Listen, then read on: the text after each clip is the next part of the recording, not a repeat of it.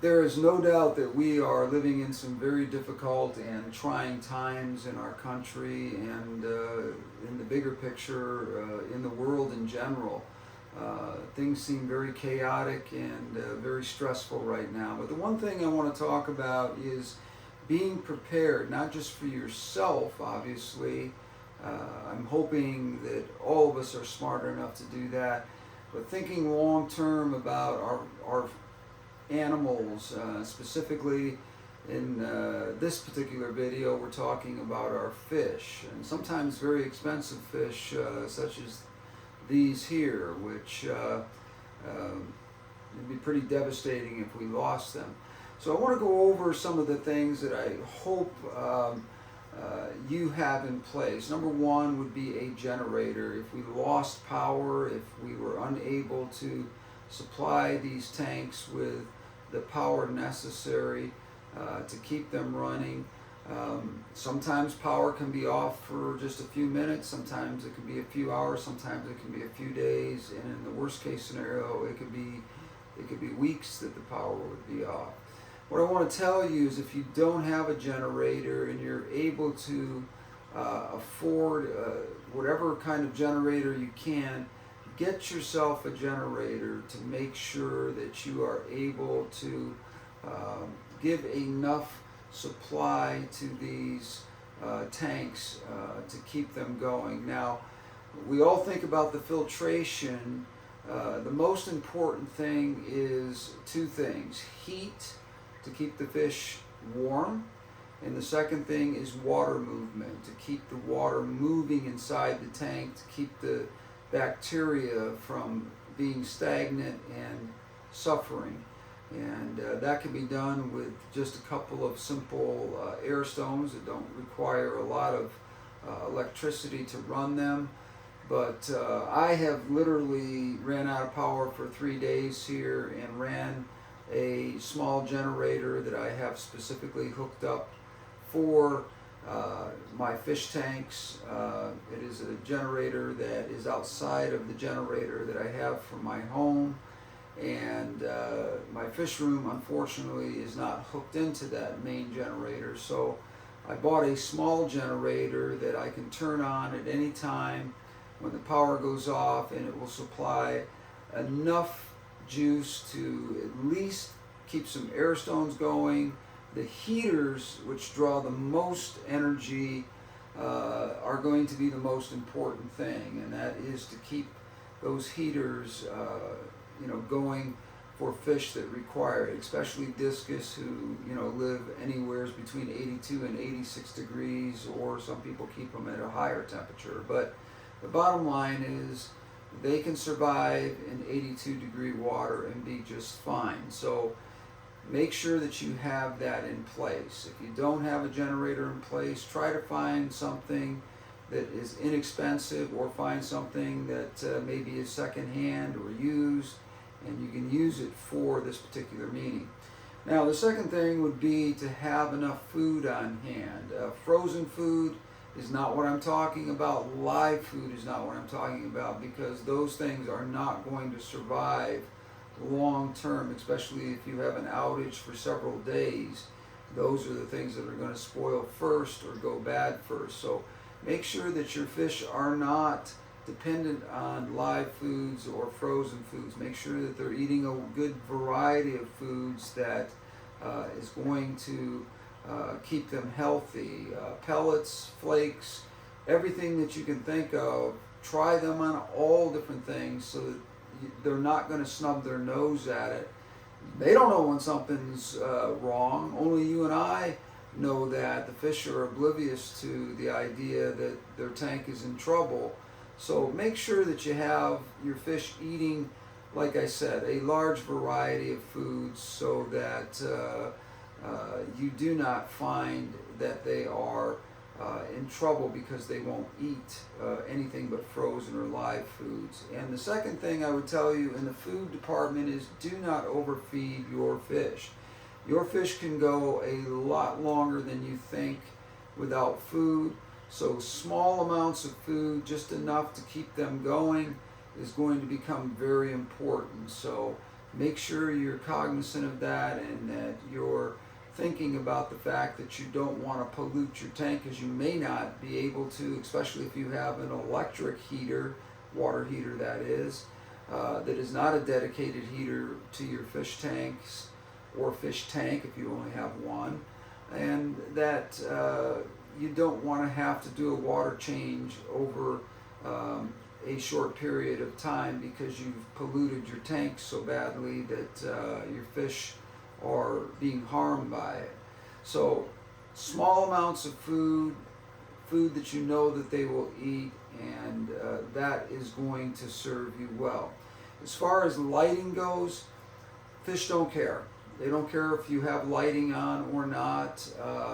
They, of course, have a body clock that tells them that a certain amount of time during the day the lights are on in their tank. But if for some reason you don't have lights for a few days or a few hours, it's certainly not going to harm them in the least. It will be the last thing that you need to worry about. Now, one of the other things that I want to talk about that people do not give a lot of thought about, and that is medications. If your fish are being medicated, or you have some kind of a quarantine tank that you have fish in, make sure that those medications are on hand, and that you have plenty of medication on hand in case something else pops up in the middle of this crisis. That's typically when things are going to happen, is when you least expect it. So make sure that you do have medications on hand that you may already be using. Make sure that you're continuing to give those medications, and to have medications on hand that are broad spectrum, so that if you do have fish that get sick during a time when your power is off and you don't have access to getting food from, or getting medication from a store, a supplier, or whatever, make sure that you have something on hand that you are able to give your fish. Do not give fish medications to try to prevent something from happening. That is the worst thing that you can do, because as we know, medications tear down the biological system sometimes of our tank, depending on what the medications are. If they're mild, things like Paragard or things like that that treat ick or something like that, those kinds of things are not going to destroy your biosystem in your tank. But make sure you do have some of these things on hand, because you just don't know. I mean, I find that every single time when I least expect it, that's when something happens. Everything is going along great, and then all of a sudden, out of nowhere, something happens. So keep in mind that it is important, very important, to have the things on hand that you need to make sure that your fish are healthy. Don't treat your tanks any differently than you would with the power out, other than the fact that you got to pay a little bit of attention to make sure that those stones that are pushing air around your tank have a small amount of electricity to keep them going. I have ones that actually will last 24 hours without being plugged in. They're charging all the time that they're being used, and recharging constantly, so I don't have to worry about that. But most of the time, if you have a generator, these little pumps that push air through an air stone don't require much of anything at all. You can literally take one outlet on your generator, put a string on there, and plug every single one of your air pumps into those, that one strip, and know exactly how much time you have with the pump if the power were to go out and you don't have an ability to run it. Keep those things charged up, because then you know that you at least have 24 hours. If you have a generator, plug them in, and if the generator fails for some reason, or the event lasts longer than you think, and you run out of gasoline or natural gas, or any other number of things that might be powering your generator, make sure that you have a pump that can at least last 24 hours. And what I would recommend is rationing that, because keeping the water moving is something that maybe 10 minutes to 20 minutes every hour is something we need, instead of having it running continuously. But it's important to keep that water moving. That is the most important thing. And place the stone in an area where the bacteria is going to get the benefit of the movement of the water, because that is going to make your bacteria last and not die in the middle of this crisis and leave you with a disaster at the end of it. So these are some simple things. I want to touch on a couple of other things that you may not have thought of, and that is if you are breeding fish.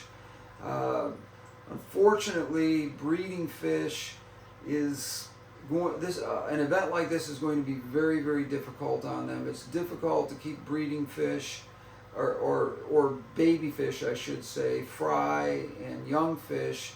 It is hard to keep them going in the best of conditions, and now we've got a situation where we're trying to make do. Now, it's not impossible to keep these guys alive and doing well, but it is going to take some effort on your part to monitor and maintain a good quality environment for these fry or babies, so that they can weather the storm, no pun intended, but weather the storm or the event that is taking place that is preventing your tanks from working correctly. So that's an important thing to think about. And the other thing that I want you to think about is keeping the tank clean. And that unfortunately requires a water change typically, but one of the things that you can do is siphon just a small of water out using a python or something like that. Most of us have running water.